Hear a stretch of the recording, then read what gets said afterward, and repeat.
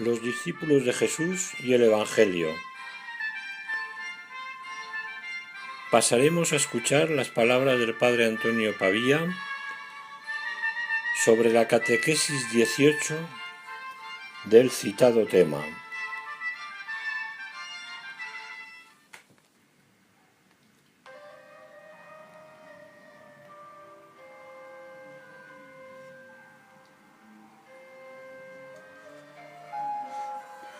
Nada me falta. Poco conocimiento tienen de la historia aquellos, y son muchos, que afirman que el mundo está herido de muerte por su intento de desplazar a Dios de su ámbito, que nuestra sociedad, el hombre, ha alcanzado lo que podríamos llamar su mayoría de edad, por lo que no necesita de ningún Dios que le tutele. Cuando digo que los que afirman esto tienen un escaso conocimiento de la historia, no es porque no sea cierto lo que sostienen, sino porque, en realidad, el hombre nunca ha dejado de rivalizar con Dios, y desde los primeros albores de la creación. El intento de sofocar su presencia ha sido y es una constante en la historia. Ya en las primeras páginas del Génesis se nos dice que la humanidad proyectó la empresa, el intento de edificar una ciudad levantando en ella una torre cuya cúspide alcanzase los cielos. Texto que conocemos como la Torre de Babel. Toda una declaración de intenciones del hombre de todos los tiempos que viene a decir que el que Dios exista o no, no es lo realmente importante. Lo que importa es que, suponiendo que exista, no hay que darle mayor importancia. Le haremos ver que también nosotros podemos llegar a ser dioses, que fue lo que la serpiente, Satanás, dijo a Adán y Eva. La pretensión de aprender a vivir sin la tutela de Dios, tanto abiertamente como de forma encubierta, es decir, reduciéndolo a formulismos, hace parte de nuestra historia, de nuestra humanidad. Sin embargo, y aunque parezca increíble, todos los intentos llevados a cabo para destutelar al hombre de un Dios hacia quien crecer, en quien encontrar la plenitud por la que clama nuestro ADN, han sido vanos. Por mucho que nos elevemos por encima de nuestras limitaciones, siempre nos resistiremos a aceptar que la muerte física sea el punto sin retorno, el abismo incomprensible en el que se estrella lo que hemos vivido, soñado, alcanzado, proyectado, intuido y amado. El hecho es que en nuestro ADN tenemos unas como células rebeldes, así es como llamaremos al alma. Estas reclaman con gritos desesperados nuestra atención al verse envueltas en la más servil de las enajenaciones, la deserción de la trascendencia. El yo incorpóreo se resiste, no acepta que le estrechen en los ínfimos límites de la sola corporeidad, en el más que insuficiente mundo sensitivo. Pues bien, nuestras células rebeldes, entre comillas, abanderadas de nuestra incorporeidad, son especialmente sensibles en aquellas personas en las que vive Dios. Me explico. Son estos hombres y mujeres de los que hizo mención el salmista, que sin alardes ni pretensiones aleccionadoras marcó con un sello bien legible: Dios es mi pastor, nada me falta. Son aquellos hombres para quienes Dios no es un rival, no les pesa su tutela, porque desde ella Él les ha dado alas para volar a su altura. Hombres que difunden en los entresijos del aire pesado de su entorno el suave olor de Jesucristo, como dice el apóstol Pablo. Segunda carta a los Corintios 2:15.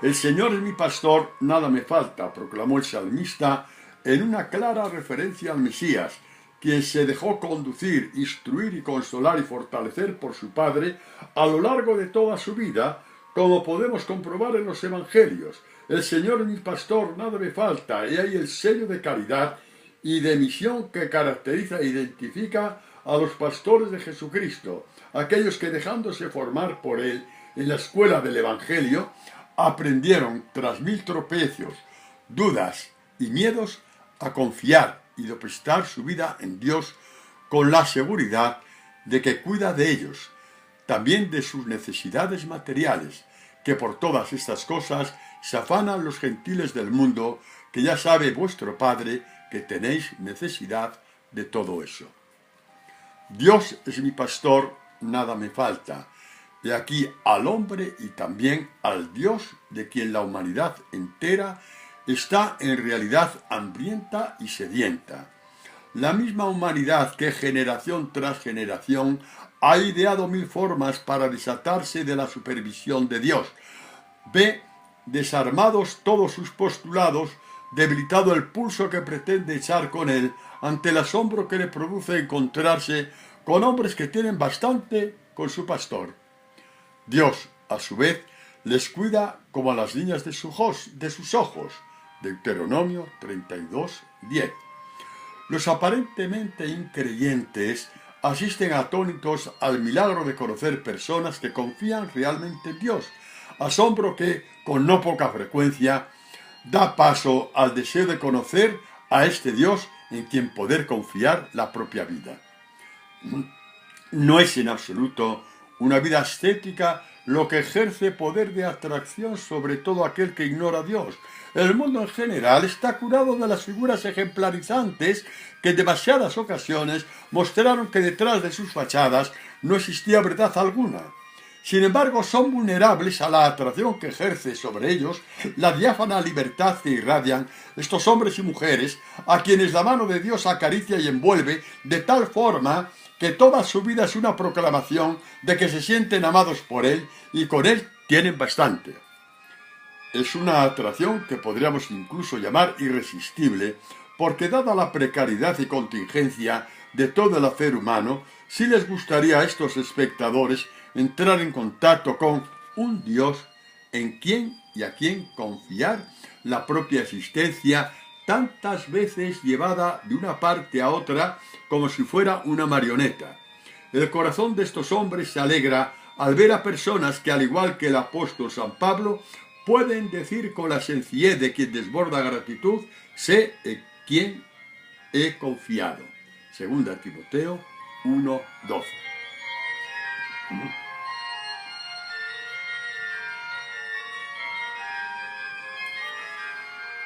Todos ellos que han vivido y viven entre nosotros a lo largo de la historia provocan de una forma u otra la atención de todo su entorno al margen de su creencia o increencia.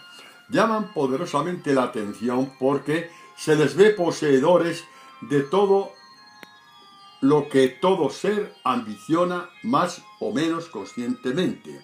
La piedra filosofal de la existencia. Hombres y mujeres a quienes Jesús hizo sus discípulos y que como tales irradian el don que han recibido, la vida en sí mismos, como dice Juan. Juan 5, 25, 26. La pregunta que aletea irreprimible entre las azoteas de estas líneas que configuran la intuición de Dios más profunda que el hombre puede albergar no es otra que esta: ¿quién nos enseñará a creer así en Dios, a confiar en Él, más allá de los parámetros de prudencia que nos impone una sociedad tan sistematizada? En última instancia, ¿quién nos enseñará a ser de Dios? Su mismo Hijo nos responde: el que es de Dios escucha las palabras de Dios. Por medio de la escucha a Dios, de sus palabras, entramos como discípulos en la escuela de la confianza que es el Evangelio. Ya no necesitamos que nadie testifique acerca de nosotros. El Evangelio, sus palabras de vida eterna que hemos escuchado y hecho nuestras al guardarlas, ellas testifican de quién somos, quién es nuestro Padre. Él es quien da testimonio de nosotros, el único testimonio que su Hijo consideró irrefutable. El Padre es el que da testimonio de mí, y yo sé que su testimonio es válido. Juan 5:32. Os daré pastores según mi corazón había prometido Dios al pueblo de Israel. Id y anunciad el evangelio al mundo entero. Id, vosotros sois los pastores que mi Padre prometió por medio de los profetas. Id y enseñadles a guardar la palabra, como yo os he enseñado a vosotros. Id, porque el hombre que tiene todo menos a Dios en su alma, no es nadie. Id con mi evangelio en el corazón. Él os testificará un día tras otro que no estáis solos, que yo estoy con vosotros. Id con mis palabras. Solo con ellas venceréis la tentación, siempre latente, de querer hacer vuestra obra. Id. Los apóstoles recibieron este envío. Por supuesto que era toda una novedad.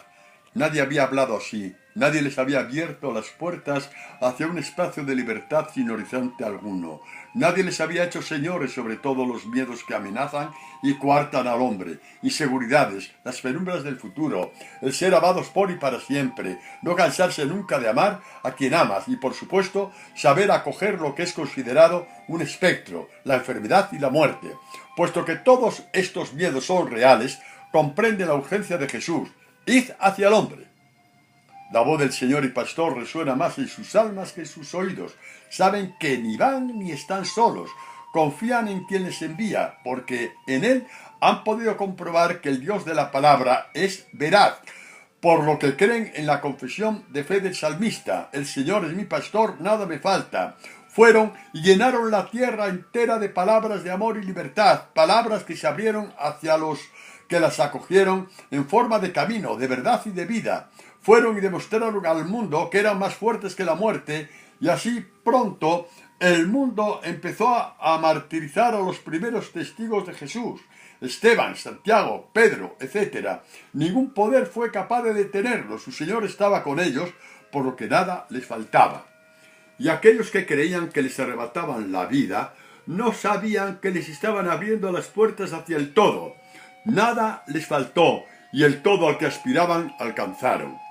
Aunque sea un poco por encima, nos apetece entrar en el corazón de Pedro, la piedra escogida por Jesús para edificar su iglesia.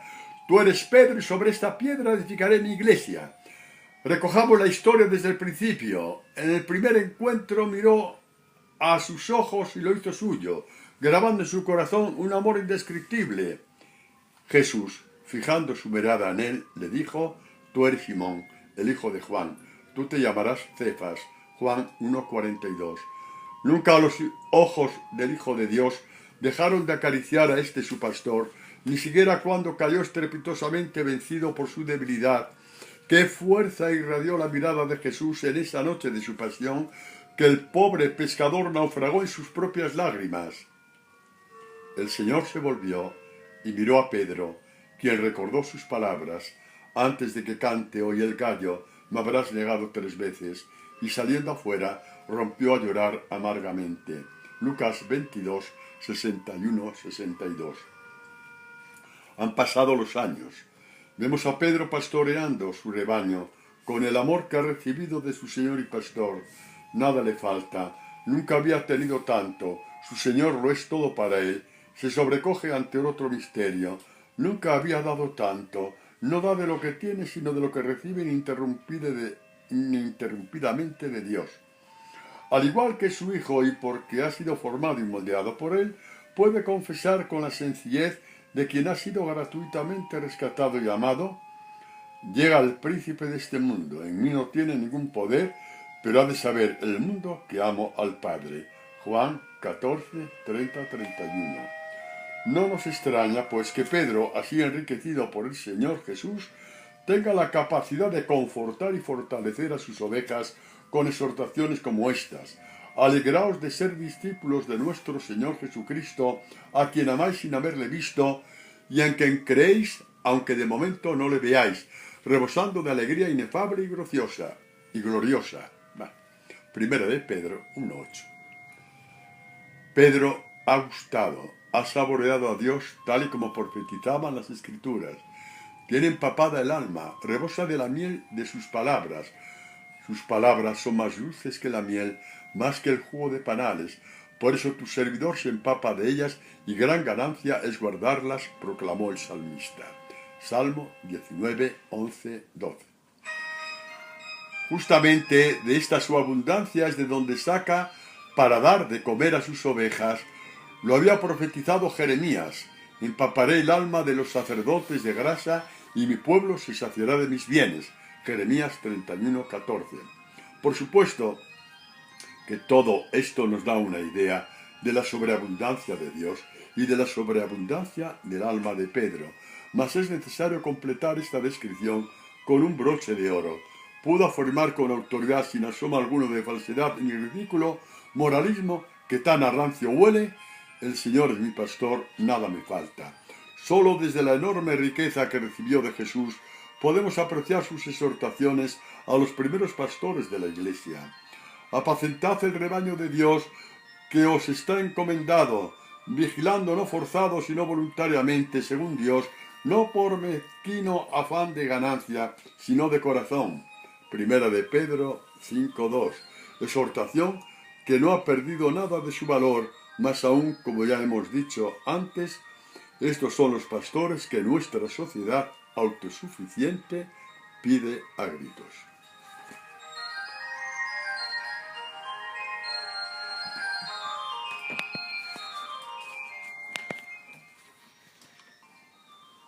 Hasta aquí, queridos hermanos, hemos escuchado las palabras del Padre Antonio Pavía, correspondientes a la Catequesis 18 de la serie Los discípulos de Jesús y el Evangelio.